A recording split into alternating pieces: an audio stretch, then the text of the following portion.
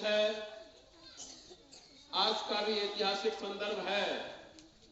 हम जानते हैं कि 30 जनवरी 1948 ईस्वी को हमारे देश के राष्ट्रपिता यानी हमारे राष्ट्रपिता महात्मा गांधी की हत्या हुई थी और आज ही के दिन 12 फरवरी 1948 ईस्वी को उनके अस्थि को देश के कोने कोने में विसर्जित किया गया था।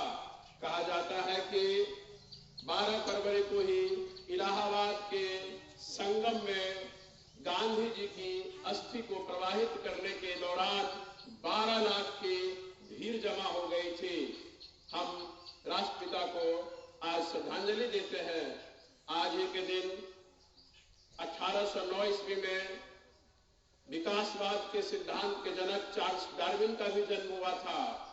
आज ही के दिन 1809 ईस्वी में यानी 12 फरवरी 1809 ईस्वी को ही आज ही के दिन अब्राहम लिंकन अमेरिका के राष्ट्रपति का भी जन्म हुआ था, जिन्होंने प्रजातंत्र पर, लोकतंत्र पर वह प्रसिद्ध नारा, वह प्रसिद्ध उसकी परिभाषा उन्होंने दी थी कि प्रजातंत्र, प्रजा का शासन, प्रजा के लिए शासन और प्रजा के द्वारा ही शासन होता है।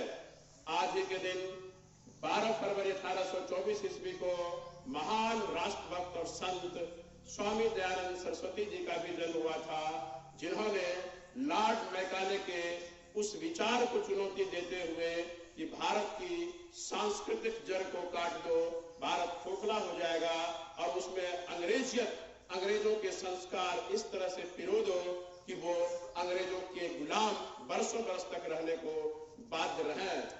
उनके इस विचार को पूरी तरह से प्रतिकार उनका करते हुए स्वामी दयानंद सरस्वती ने कहा था कि नहीं नहीं, मुझे अंग्रेजों के संस्कार से कोई लेना देना नहीं है, मुझ पर अंग्रेजियत हावी न हो, हमारे अपने संस्कार है, हमारी जड़ बहुत अंदर तक है, हम वेदों की ओर लौट चलेंगे, हम वेदों के संस्कार से चलेंगे। रिटर्न टू द वेदास का नारा उन्होंने दिया था। 1875 ईस्वी में ही स्वामी दयानंद सरस्वती ने आर्य समाज की स्थापना की थी। आर्य समाज की स्थापना से उन्होंने शूद्र या अपने समाज में जो दलित लोग हैं, जो पिछड़े लोग हैं, उनके अपलिफ्टमेंट के लिए, उनके उद्धार करने के लिए उन्होंने प्रयास किए थे।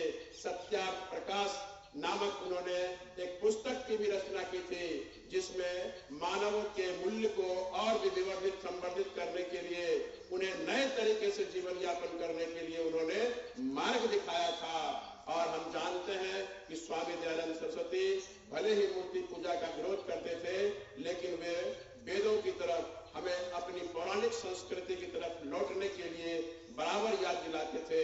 वे कहते थे कि विदेशी शासन चाहे कितना भी बढ़िया हो, किसी भी स्थिति में हमें स्वीकार्य नहीं। उन्होंने हर बार अंग्रेजी शासन का विरोध किया। यहाँ तक कहा जाता है कि 1857 ईस्वी का भारत का पहला स्वतंत्रता संग्राम भी कहीं न कहीं उन्हीं से प्रेरित था। एक